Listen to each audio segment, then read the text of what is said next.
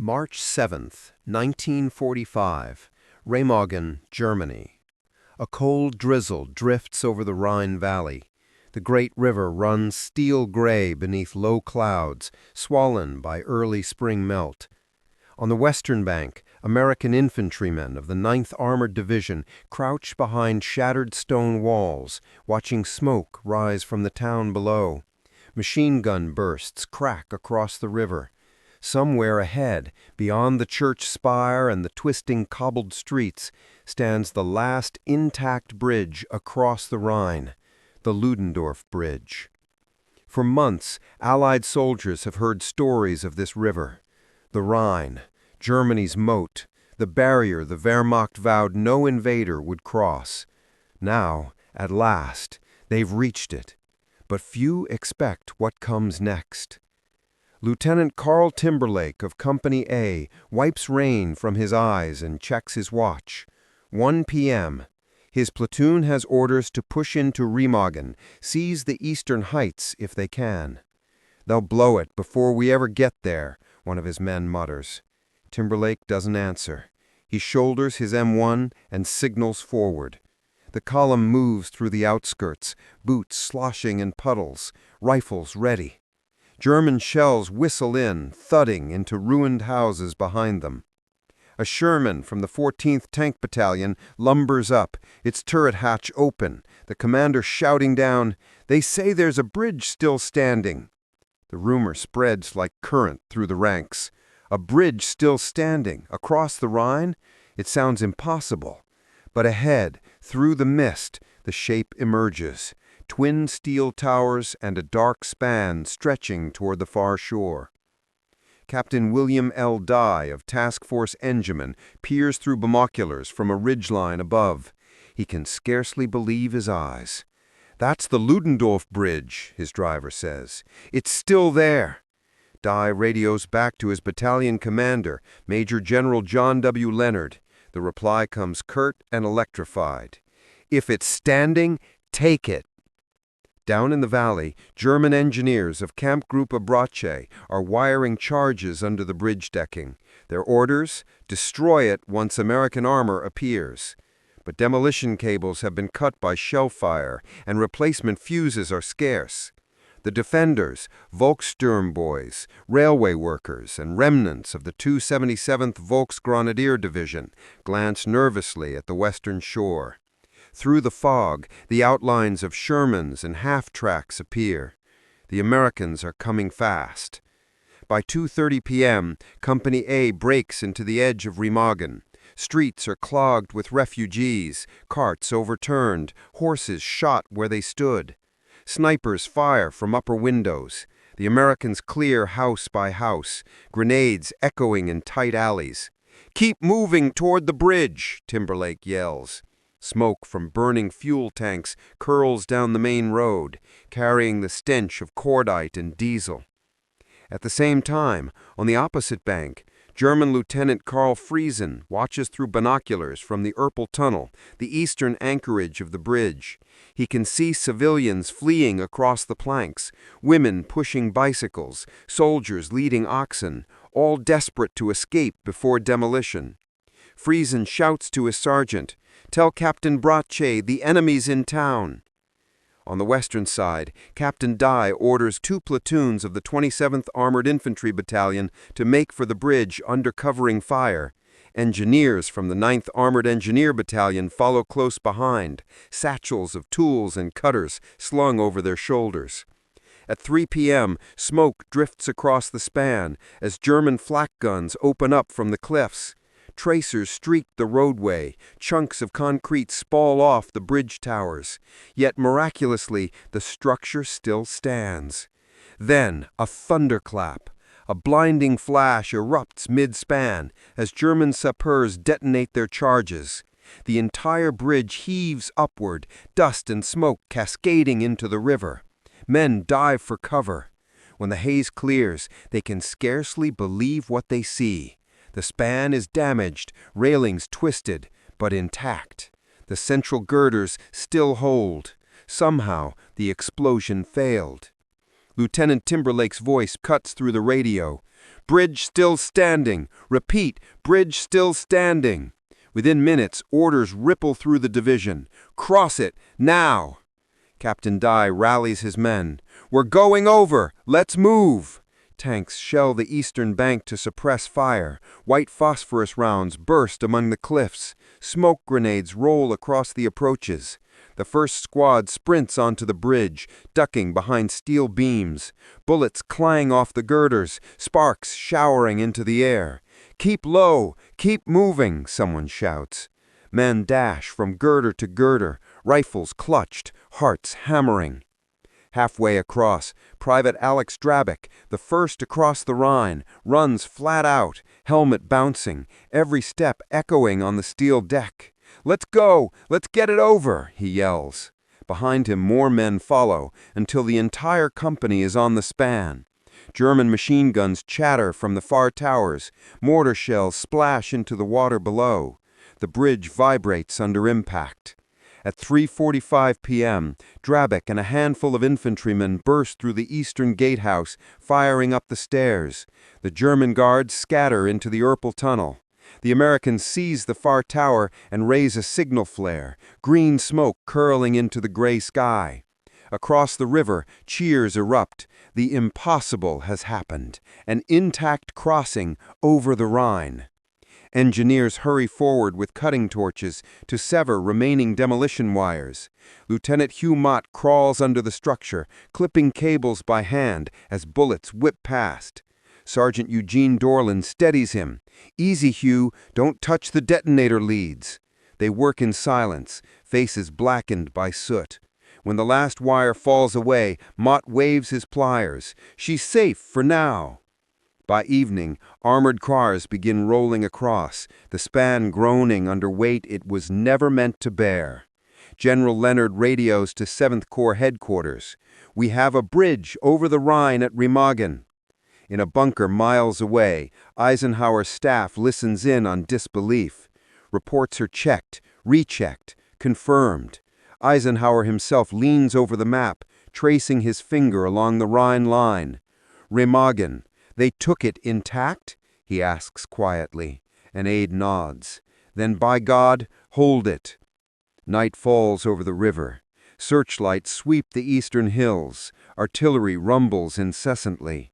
Engineers mark shell craters with lanterns as convoys file across. The bridge shudders, but holds. On both banks, exhausted soldiers stare into the dark water, realizing they've just made history. For the first time since Napoleon, a hostile army has crossed the Rhine. But on the far side, German forces are regrouping. Orders go out from the 15th Army: retake or destroy the bridge at all costs. V-2 rockets, artillery, and Luftwaffe dive bombers will soon turn Remagen into a maelstrom. The miracle crossing is only the beginning, and the cost of holding it will be measured in lives and twisted steel. March 8, 1945, East Bank of the Rhine, Erpel Heights. Morning fog rolls down from the wooded hills, thick and acrid with the residue of cordite. The air smells of mud, smoke, and iron. On the far side of the Ludendorff Bridge, men of the 9th Armored Division are digging in, their breath visible in the chill. They have crossed the Rhine, barely, and now they wait for the inevitable counterattack. Captain William L. Dye stands on the eastern abutment, staring up at the skeletal arch that still trembles from each passing vehicle. The bridge creaks under the tread of Shermans and half-tracks, cables whining in protest. "How long do you think she'll hold?" Sergeant Dorland asks. Dye doesn't answer. He just watches the engineers tightening bolts with shaking hands, their faces hollowed by exhaustion. Back on the western shore, Colonel Leonard's staff works under a canvas tent lit by flickering lanterns. Messages pour in from every direction. The crossing at Remagen has stunned higher command, and word travels fast. The Americans have a foothold on the far bank. General Courtney Hodges, commander of the U.S. First Army, arrives by jeep around noon. He grips Leonard's arm. "You've just shortened this war," he says. Then, lowering his voice, "if the Germans don't blow you off the map first." Above them, the sky hums with activity. P-47 Thunderbolts from 9th Tactical Air Command circle overhead, their pilots scanning for enemy armor or movement in the hills. Down below, American engineers rush to reinforce the bridge with timber cribbing and steel beams scavenged from rail yards. They know the structure is wounded. One misstep, one near hit, and the entire span could fold into the Rhine. On the German side, chaos reigns. In the town of Linz, 20 miles downstream, Field Marshal Albert Kesselring has just taken command of the Western Front. He listens grimly to reports. The Americans are across. The last intact Rhine Bridge lost. "Remagen must be destroyed immediately," he snaps. "I don't care how." Orders race through Wehrmacht channels to the 15th Army and the 1st Paratrooper Army. Within hours, artillery is wheeled into position, their barrels glinting between rows of pine. Railway guns on the east bank prepare to open fire. Flak crews near Bonn crank their guns skyward, anticipating the American fighters that will soon strafe them. In the shattered towns along the Rhine, civilians watch the preparations in silence. Many know what's coming: vengeance. By afternoon, German shells begin to fall on Remagen. The first salvo lands short, geysers of water exploding near the western piers. The second salvo finds the mark. A shell tears into the bridge approach, sending men and equipment tumbling. The Americans scramble for cover. The air reverberates with shrieking metal. "Keep traffic moving," yells Major Murray Devers, commander of the engineers. "Don't let them bottleneck us up." Trucks laden with ammunition grind forward, engines roaring, while medics drag the wounded to makeshift aid stations in basements. The constant shell fire rattles windows miles away. Still, the flow of men and armor continues, a living artery pumping divisions into the heart of Germany. High above, in the cold March sky, a lone formation of Me-262 jets slices through the clouds. It is the world's first operational jet fighter, the pride of the Luftwaffe, and its mission today is singular: destroy the bridge. Captain Franz Schall leads the attack, his squadron streaking in at over 500 miles per hour. American anti-aircraft batteries on both banks erupt in fury, black puffs dotting the air. Tracers arc upward, futile against the jet's speed. One Me-262 releases a pair of bombs that detonate near the bridge's western approach, heaving debris and flame into the air. Another's bombs splash harmlessly into the river. Within seconds, the jets are gone, leaving only their banshee howl echoing down the valley. The bridge still stands. The men cheer, briefly. They know the Luftwaffe will be back.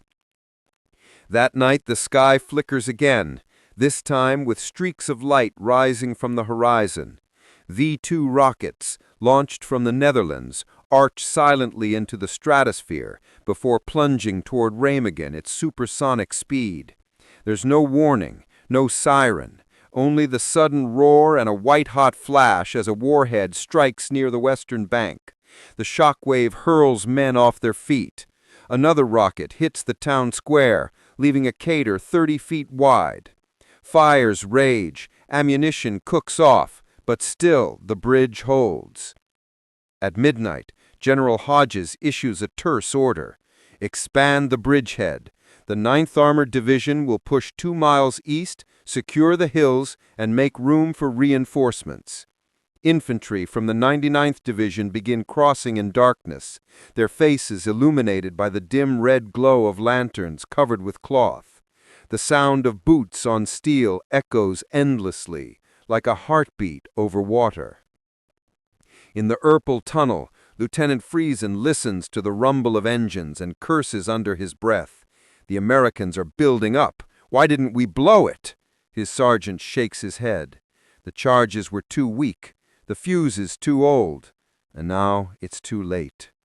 Friesen scribbles a report to his superiors. The enemy is pouring troops across day and night. By dawn, March 9th, smoke cloaks both banks. The bridge is blackened and trembling. Engineers work non-stop, bolting new girders, welding plates, patching holes. She's groaning like an old ship, a sergeant says. A few more days like this and she'll sink herself. But still, convoys roll on. Over 8,000 men have crossed in 24 hours, a feat no one thought possible. In the rear headquarters, Eisenhower receives the latest telegram. R.E. Remagen, bridge still functional, traffic continuous. He reads it twice and then looks up at his staff. We're across the Rhine, he says quietly. That changes everything. But for the men holding the far bank, there is no triumph, but fear and fatigue. German guns still pound them hourly. Paratroopers gather for counterattacks in the forests east of Erpel. Every man knows the crossing could collapse at any moment. The Ludendorff Bridge is both miracle and trap, a bridge that has outlived its destiny and refuses to die. As the sun sets over the Rhine on the second day, searchlights catch the twisted metal gleaming like bones against the water. The men of the 9th Armored Division huddle in foxholes, their ears ringing, their nerves frayed. Overhead, bombers rumble again. The Germans have not given up. They will throw everything, rockets, aircraft, artillery, until either the bridge or the men guarding it are gone. And somewhere above the river, beneath that skeletal iron arch, a single question hangs in the smoke-filled air. How long can a miracle survive? March 10th, 1945, east of the Rhine, near Erpel. The morning fog is gone, replaced by the smoke of burning fields.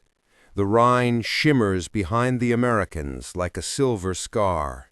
They have done the unthinkable, but their foothold is still small, precarious, and under relentless German fire. Colonel Leonard walks the muddy slope above the river, ducking instinctively as shells crash into the opposite bank. His radio operator, a young corporal with soot-streaked cheeks, struggles to keep the antenna upright. "Bridge traffic still flowing, sir," the corporal shouts over the thunder. "But the engineers say she's taken too much stress. The western pier's cracked." Leonard nods grimly. "Tell Murray to keep patching. And get the artillery up. I want counter-battery on those hills before they walk another salvo onto us." Below, bulldozers and cranes move like insects across the wrecked landscape. Combat engineers work without pause, welding, bracing, reinforcing. They've begun constructing 2 additional pontoon bridges, a pair of steel lifelines to take pressure off the wounded Ludendorff. Each hammer glow, each arc of the welder's flame, seems to echo through the valley like defiance itself. Further inland, Major General John W. Leonard's tank battalions push cautiously eastward through orchards and vineyards, the ground still frozen in places. The lead Shermans of the 14th Tank Battalion roll past burning farmhouses. German artillery explodes in the tree lines ahead. Scouts report pockets of paratroopers and Volksgrenadiers setting up ambushes along the ridges. "They're desperate," one tanker says. "They'll hit us with anything they've got left." He's right. At 0900 hours, the first counterattack slams into the bridgehead. German Fallschirmjäger, paratroopers from the 11th Parachute Regiment, descend from the hills in small groups, their camouflage smocks blending with the trees. They carry Panzerfausts, MG-42s, and the stubborn pride of men defending their homeland. The air fills with the hammering rhythm of machine gun bursts. On the American side, artillery from the West Bank answers in deafening thunder. Shells scream overhead, flattening woods and shattering stone walls. "Fire for effect," the observers call. White phosphorus blooms above the slopes, obscuring the German advance. Within minutes, the counterattack breaks apart under sheer firepower. Smoke, screams, the crack of splintering trees. Then silence. Among the defenders, Private First Class Walter Riley of Company B sits in a shadow foxhole, hands trembling as he reloads his rifle. His buddy beside him grins shakily. "Guess they still think we'll back off." Riley exhales. "Not after coming this far." In that moment, he realizes what every man around him already knows. They are not just holding a bridge, they are holding the door into Germany itself. By afternoon, the 9th Armored Division's engineers have completed the first pontoon bridge downstream. Trucks and supply convoys immediately begin crossing, splashing through the muddy approaches. Military police direct traffic with flags under fire, shouting through bullhorns. Jeep after jeep, truck after truck, an unbroken stream of men and machines flowing into the heart of the Reich.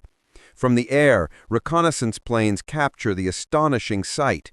3 bridges, the scarred Ludendorff and 2 temporary spans, spanning the Rhine side by side, while the smoke of artillery and burning towns drifts like storm clouds around them. One intelligence officer will later write, "It looked like a factory conveyor belt moving war across the river." But for the Germans, the bridgehead at Remagen has become an open wound. Kesselring rages at his staff. How long they hold it, they bring another division through. Orders go out for constant bombardment.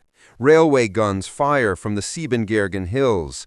Luftwaffe units prepare more desperate raids. The Wehrmacht even considers using frogmen, combat swimmers, to attach explosives beneath the spans.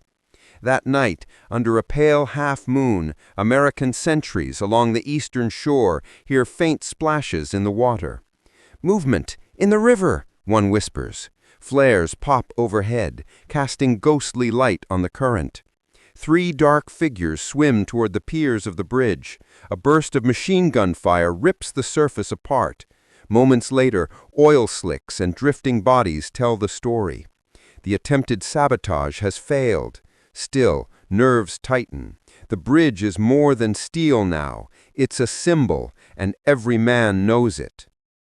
At headquarters, General Hodges meets with his corps commanders. The tent smells of diesel, wet uniforms, and coffee. A map of Germany is spread across the table, the Rhine line marked in red. "Remagen changes everything," Hodges says. "We no longer need to wait for Montgomery's crossings up north. We can drive straight for the Ruhr." Someone raises the risk. The bridge could collapse at any time.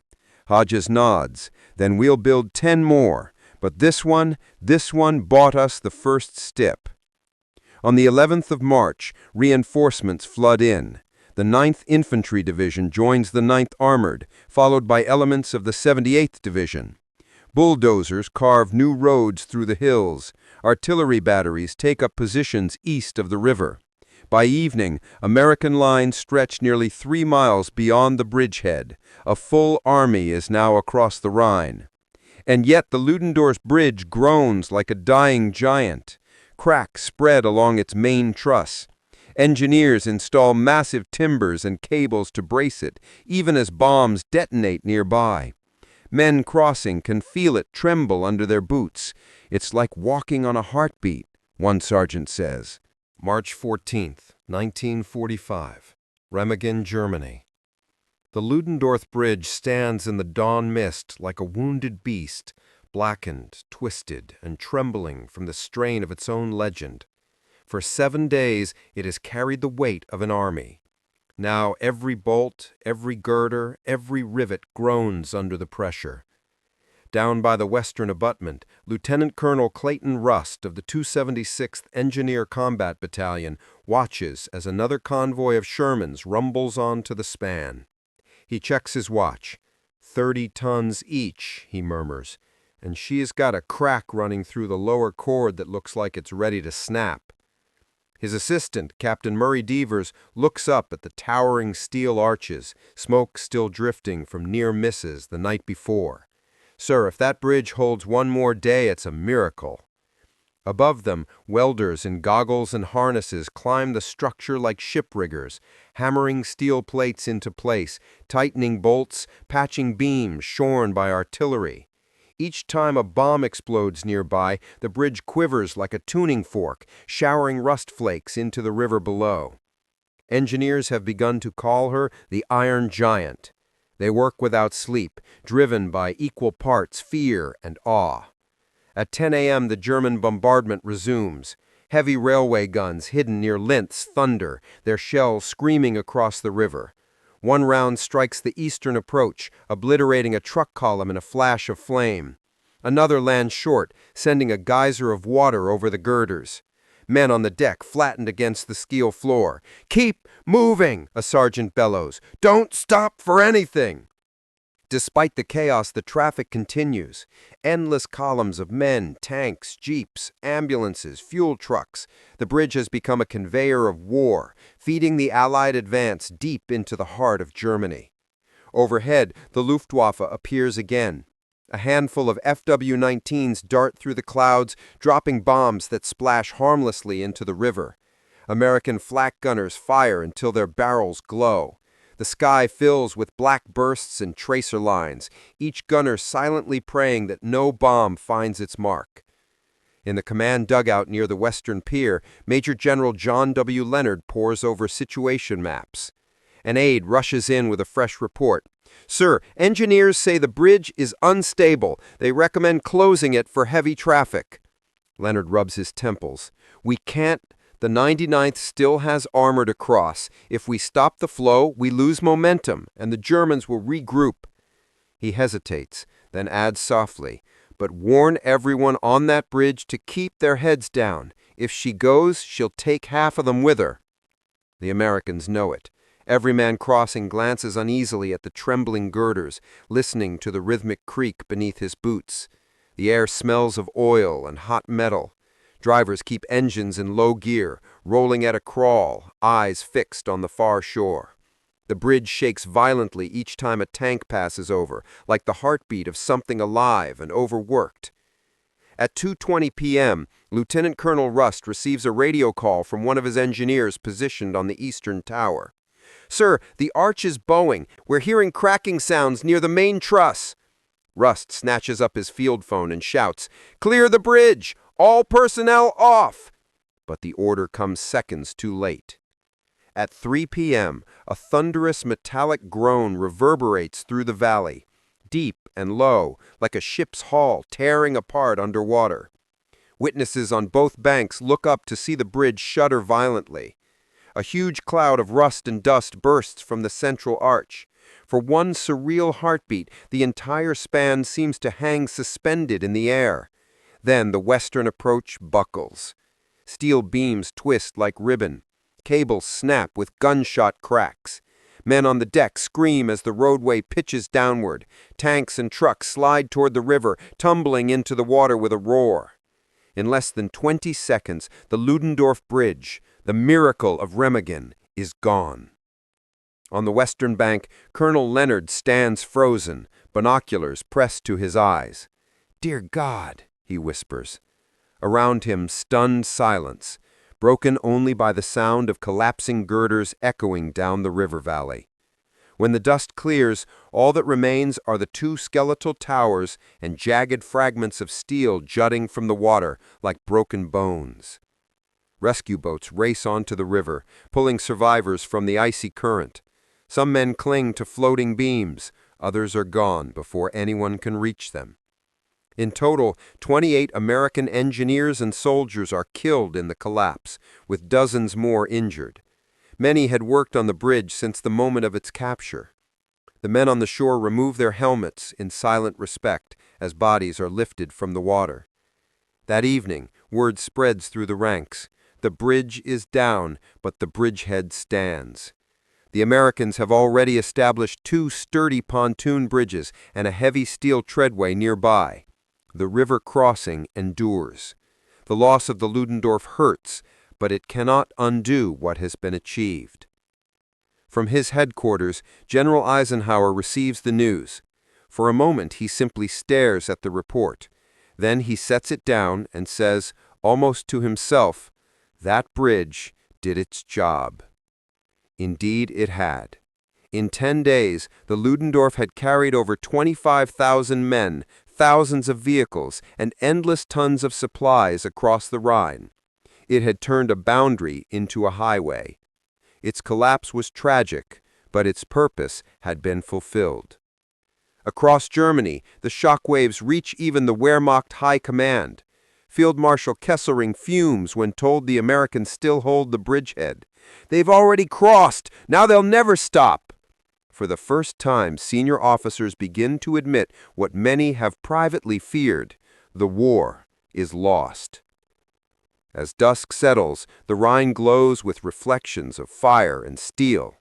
The broken arches of the Ludendorff rise from the water like the ribs of a giant, silhouetted against the smoke-filled sky. Nearby, bulldozers continue to work, pushing forward the construction of new bridges. The roar of machinery fills the night, mingling with the distant thunder of artillery. For the men who lived through those 10 days, Remagen becomes more than a battle.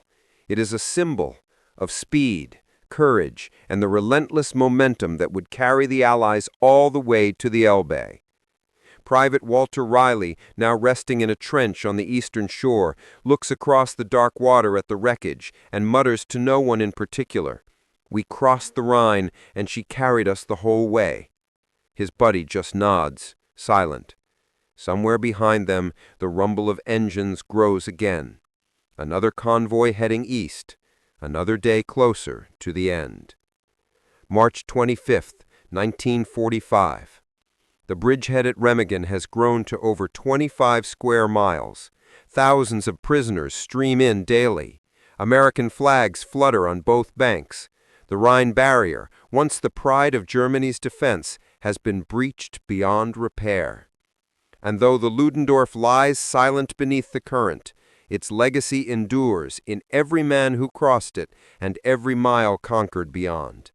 The Iron Giant had fallen, but in falling, it carried an army to victory.